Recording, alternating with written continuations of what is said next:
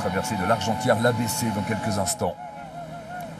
Les 4 hommes de tête possèdent 14 secondes d'avance sur le groupe de 48 que voici. Plusieurs coureurs de l'équipe Astana hein, dans ce groupe. 48 coureurs, ça veut dire qu'on a un tiers du peloton en contre-attaque. Hein. Oui. Ça fait beaucoup. Ça fait beaucoup. Ça peut être forcément problématique pour le peloton. Alors, il faut faire l'inventaire pour savoir quels sont les coureurs dangereux dans ce groupe. Regardons de plus près. Le plus dangereux est à, il me semble, c'est Bourgman. Bourgman est à 27 minutes.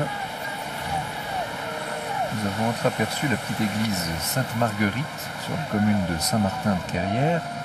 Et vous voyez toujours la vallée de la Durance, puisque la route que nous empruntons là suit cette vallée de la Durance. 323 km la Durance, composée elle-même de 3 petites rivières hein, qui se réunissent, qui se retrouvent à Briançon, la Guisane, la Durance-Clarée et la Cervérette. Et puis ça forme donc cette Durance qui va se jeter dans le Rhône près d'Avignon. Après avoir traversé Briançon par définition, Embrun, Sisteron, nous verrons tout ça sur la route du Tour de France. Et c'est la formation Bora qui essaye de ressortir du peloton pour aller chercher les 30 hommes de tête. Derrière la formation Sky, eh bien, se verrait bien laisser ce peloton prendre du champ. Ouais, c'est la victoire d'étape hein, qui peut être en jeu devant. Évidemment, le groupe est conséquent, il peut prendre une avance intéressante avant le col de Vars, qui est quand même encore très loin. Le pied du col de Vars, c'est au kilomètre 120. Donc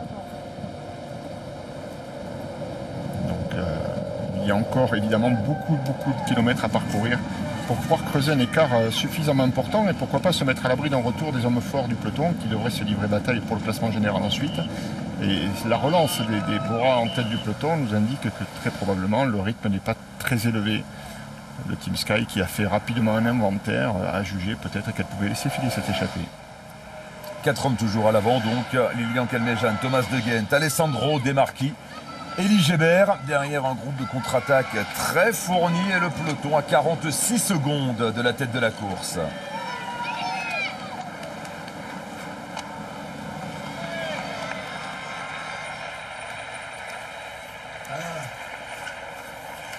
Ah ça c'est Whymper que nous voyons là, la statue d'Edward Whymper qui a été inaugurée en juillet 2009, une œuvre de Christian Burger. Alors ce Whymper, vous savez, c'est le fameux alpiniste, celui qui le premier a vaincu le mont Cervin, c'était le 14 juillet 1865. On lui dresse une statue, vous savez qu'il y aurait beaucoup à dire, hein, puisque cette ascension du Cervin a été un véritable désastre et elle a coûté la vie à presque tous les membres de l'expédition. On a 50 coureurs dans le groupe intercalé à 12 secondes du quatuor de tête. 50 coureurs, Cédric Vasseur, c'est beaucoup. Est-ce que l'équipe Sky va laisser ce groupe de 50 se constituer à l'avant ? Ah ça c'est une bonne question parce qu'effectivement 50 coureurs c'est un vrai danger, ça demande une débauche d'énergie conséquente. Alors nous le savons, l'équipe Sky est forte, elle doit être capable de maintenir un groupe à distance respectable jusqu'au pied du col de Vars, mais quand même je pense quand même que le groupe est trop conséquent. Il va falloir attendre la composition de ce groupe pour voir qui est le mieux placé au classement général. La mauvaise nouvelle pour ce groupe, c'est tout simplement que les 4 hommes de tête continuent leur chevauchée. Ça veut tout simplement dire que l'entente n'est peut-être pas parfaite derrière parce qu'à 50 en se relayant, ils auraient déjà dû revenir sur le groupe Thomas De Gendt et Lilian Calmejane qui continuent sa chevauchée. Alors c'est vrai que quand je me retourne, le groupe n'est pas très loin, mais il n'arrive pas à boucher cette quinzaine de secondes. La tour de l'horloge des Hermès que nous apercevons, elle a été bâtie en 1922, vous voyez avec ce style qui est encore presque art nouveau, et offerte par l'usine de Quartz. Parce qu'il faut dire qu'il y avait ici des usines métallurgiques très importantes. C'est donc un témoignage du caractère très industriel de cette région et très florissant au début du XXe siècle. On appelle cette commune l'Argentière, l'ABC, du fait de la mine d'argent qui était là, Et il faut dire que l'empereur du Saint-Empire romain avait concédé aux dauphins du Viennois l'utilisation de cette mine et donc la possibilité de frapper monnaie.